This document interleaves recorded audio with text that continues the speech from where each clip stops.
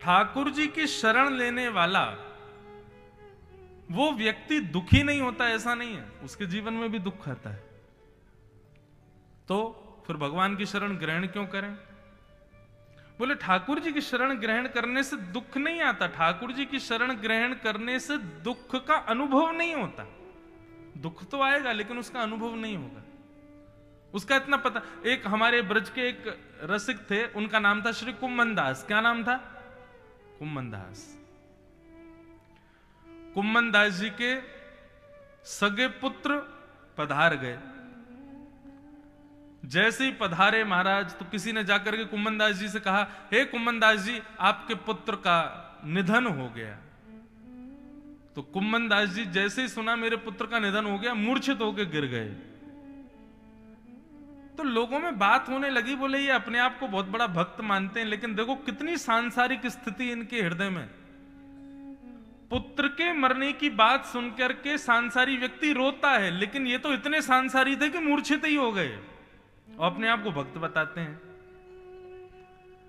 तभी किसी ने जाकर के गुसाई जी को ये बात बताई, बोले कि महाराज कुम्मन दास जी के पुत्र पधार गए, और वो सुनते ही मूर्छित हो गए। तो गुसाई जी बोले, पुत्र मरने की बात सुन के मूर्छित नहीं हुए होंगे, जरूर पीछे कोई ना कोई राज है, बहुत ध्यान से सुनना।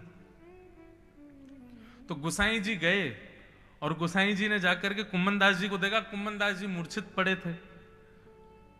गुसाई जी ने कान के पास जाकर के कहा, अरे कुम्मन दास, मुझे पता है तुम पुत्र विरह में मूर्छित नहीं हुए हो, तुमको इस बात का विरह है कि पुत्र मर गया, 13 दिन के सूतक लग गए, अब मैं मंदिर में ठाकुर जी का दर्शन नहीं कर पाऊंगा, इसलिए तुम मूर्छित हुए हो। लेकिन हम तुमको वचन देते हैं 13 दिन तक हम एक खिड़की में से तुमको दर्शन कराते रहेंगे। जैसे ही सुना तुरंत कुम्मन दास जी ठीक हो गए। बोले जय हो भगवान, बड़ी कृपा आपकी।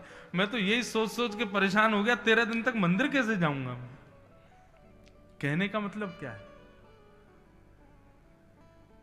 ठाकुर जी के शरणागत करने वाले व्यक्ति के जीवन में दुख नहीं आएगा, ऐसा नहीं है, दुख तो आएगा, पर उसको इतना अनुभव नहीं होगा, उसको स्वयं को इतना ज्यादा दुख परेशान नहीं करेगा, वो प्रसन्न रहेगा। फिर भी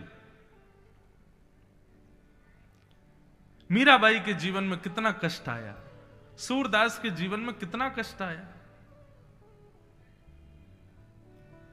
भक्त वैष्णवों के जीवन में भी कष्ट आता है, परंतु भक्ति की वजह से, वैष्णव धर्म पालन की वजह से उनको उस कष्ट का, दुख का अनुभव नहीं होता, उसका पता नहीं चलता। इसलिए भक्ति का मार्ग बड़ा जरूरी है बंधु।